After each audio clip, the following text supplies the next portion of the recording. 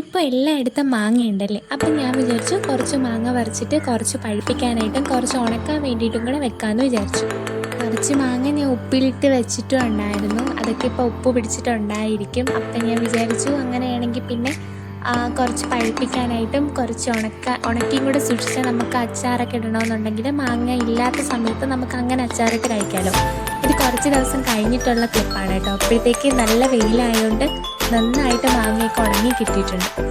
ഞാൻ പഴുപ്പിക്കാൻ വെച്ച മാങ്ങ ഞാൻ ഏപ്രിൽ ഫസ്റ്റിനാണ് മാങ്ങ പഴുപ്പിക്കാനായിട്ട് വെച്ചിട്ടുണ്ടായിരുന്നത്. ഇപ്പോൾ വിഷുവൊക്കെ കഴിഞ്ഞ് വിഷുവൊക്കെ ആവാറായപ്പോഴാണ് മാങ്ങ പഴുത്ത് കിട്ടിയത്. അപ്പോൾ ഇന്ന് അത് കട്ട് ചെയ്യാനായിട്ട് വിചാരിച്ചു. കട്ട് ചെയ്യാൻ വേണ്ടി കട്ട് ചെയ്യാൻ കഴിഞ്ഞപ്പോൾ തന്നെ ഭയങ്കര മഴയായിരുന്നു പുറത്ത്. അങ്ങനെ ഞാൻ പുറത്തിരുന്നാൽ കട്ട് ചെയ്ത് ക്ലീനാക്കിയിട്ട് കഴിക്കുകയൊക്കെ ചെയ്തത്. എല്ലാവരും ഇങ്ങനെ മാമ്പഴമൊക്കെ വീട്ടിൽ തന്നെ ഉണ്ടാക്കാറുണ്ടോ അതോ പുറത്തുനിന്നാണോ എല്ലാവരും വാങ്ങുന്നത്? അപ്പോൾ ഞാനിങ്ങനെ മഴയൊക്കെ കണ്ട് ആസ്വദിച്ച് മാങ്ങയൊക്കെ കട്ട് ചെയ്ത് കഴിച്ചുകൊണ്ടിരിക്കുകയാണ്. ഇപ്രാവശ്യത്തെ സീസണിൽ നിങ്ങൾക്ക് ഒരുപാട് മാങ്ങ കിട്ടിയിട്ടുണ്ടോ? ഞാൻ എപ്പോഴും ഒന്നും ഇങ്ങനെ ചെയ്യാറില്ല. ഇപ്രാവശ്യം ഒരു വെറൈറ്റിക്ക് ഞാൻ വിചാരിച്ചു ഇങ്ങനെ മാങ്ങയൊക്കെ പറിച്ച് പഴുപ്പിക്കാൻ വെക്കാമെന്ന് വിചാരിച്ചു. ഞാൻ ഫസ്റ്റ് ടൈമാണ് ഇങ്ങനെ ചെയ്യുന്നത്.